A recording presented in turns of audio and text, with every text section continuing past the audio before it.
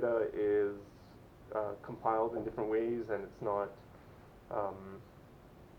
I think it's really important is also to see that, to show that even though CO2 has been going up to like 400 parts per million, in the times of the dinosaurs it was at 1500 parts per million, which is like 5 times as high as now, 6 times. And what you can basically determine from that is that even with this increase in CO2, like the Earth probably won't explode, but we will see, yeah, like rising seawater, and I'll get a little bit further about like talk about the vegetation because I work with like plants and their response to increased CO2 and temperature, and a big thing is like desertification. Yes, sorry? I have another question. Yeah. I think it's kind of off topic, but you know how people say like the ground is actually warmer than the air? The ground is warm, okay, yes. Would that be caused from the plates being shift, like friction? Uh, of like the ground in general? Yeah, Like, like uh, from, as opposed to like the sun heating up the earth, yeah, do you mean? heating up like if the I know like my friend said like that he heard on the radio that the ground is sometimes like it'll be warmer than the air in the winter. Oh, okay, yeah, yeah. So I was wondering if you would know that if that was caused from the plates in the core of the earth being shifted around, I kind of like causing friction. I think that there is heat that is produced by that, but Most of it is the conversion of UV rays into heat rays, and then if the ground is a conductor, like i.e. cement, then it's going to retain it one spot. If it's the air, it's going to move on. Okay. yeah, exactly. But it's actually a really interesting point because with so I guess in winter the ground doesn't freeze. It actually stays just a little bit above freezing, and that's really important for the bacteria in the soil, for them not to I guess freeze and explode. And with increased warming, we're seeing a lot more freeze-thaw cycles, where we're seeing like snow melting, and then the next day like blizzard, like as you said, we might have a snow warning tomorrow or something, right? So like those periods of when the ground is exposed, the bacteria would be exposed, and then it would, and then when it goes below zero again, it would kill all the bacteria in the soil. So there's, with global warming, it's predicted that there would be much more freeze-thaw cycles, and then like be killing of lots of these soil bacteria. It's really important for like gas exchange and crop growth and everything. So, but yeah, there is heat that comes from the earth, but I guess the main surface is I guess just like sun and yeah, I guess as Sean had explained. But good question. It definitely plays a part for sure. Yeah, because those are two heat sources, right? The sun and the earth. It's like which contributes more, and we don't know. It's a lot of factors go into play. So another one, like ice records, is these bristlecone pines, and these trees can grow up to 5,000 years old. And there's actually some trees on the Milton, actually the escarpment here, that are up to 1,000 years old. A researcher at University of Guelph, yeah, the cedars, those old cedars on the cliffs, those can be up to 1,000 years old, and there's some tree ring records done there. Okay.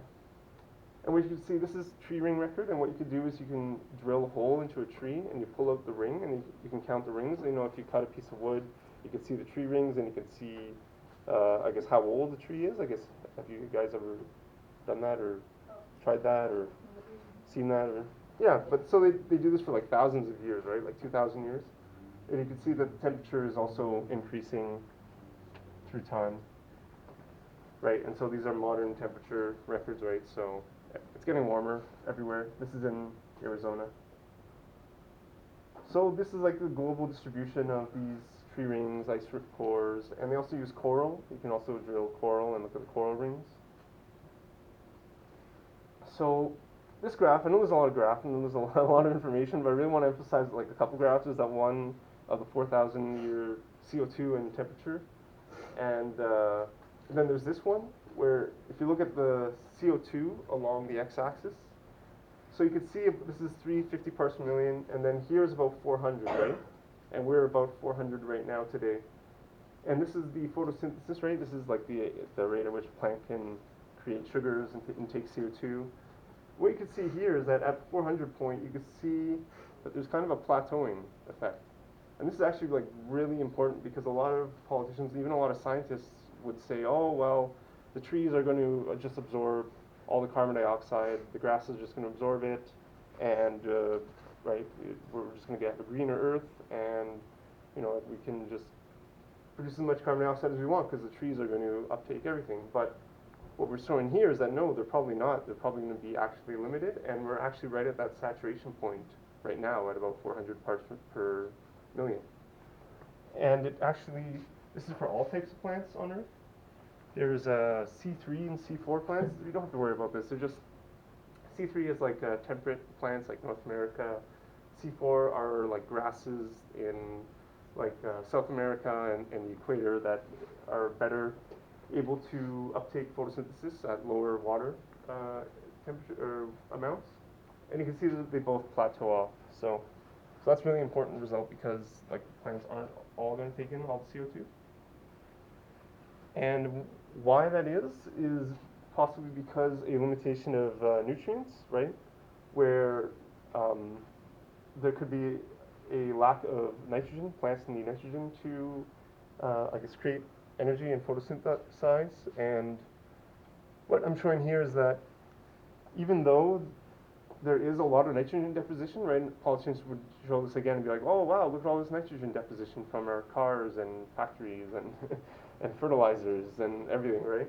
So, oh right, so our plants are definitely going to uptake all the CO2. But actually, this is I guess where a little bit of my research comes in, where we did a study where we took tree rings along like a latitudinal gradient. We did 4 species. We did black spruce, red pine, red oak, and red maple across from Moosonee through Sudbury all the way down to Turkey Point. And we cored trees. Went out into the field and we took the tree rings of cores of trees.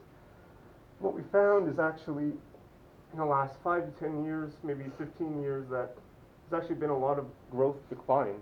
The trees have actually been declining in growth, even though there's been this steady increase in carbon dioxide in the atmosphere, right?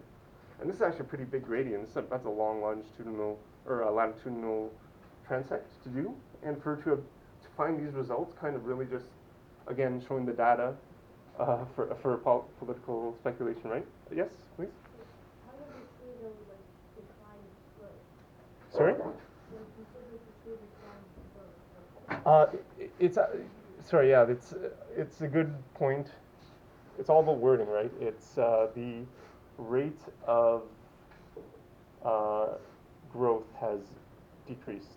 So it's like it's growing slower than it was maybe 5-10 years ago, and then expected, right? So it's like yeah. The wording is actually really important. So it's lower than predicted and lower than 5-10 years ago, because I guess a politician then would say, oh, the trees are just going to absorb everything, right?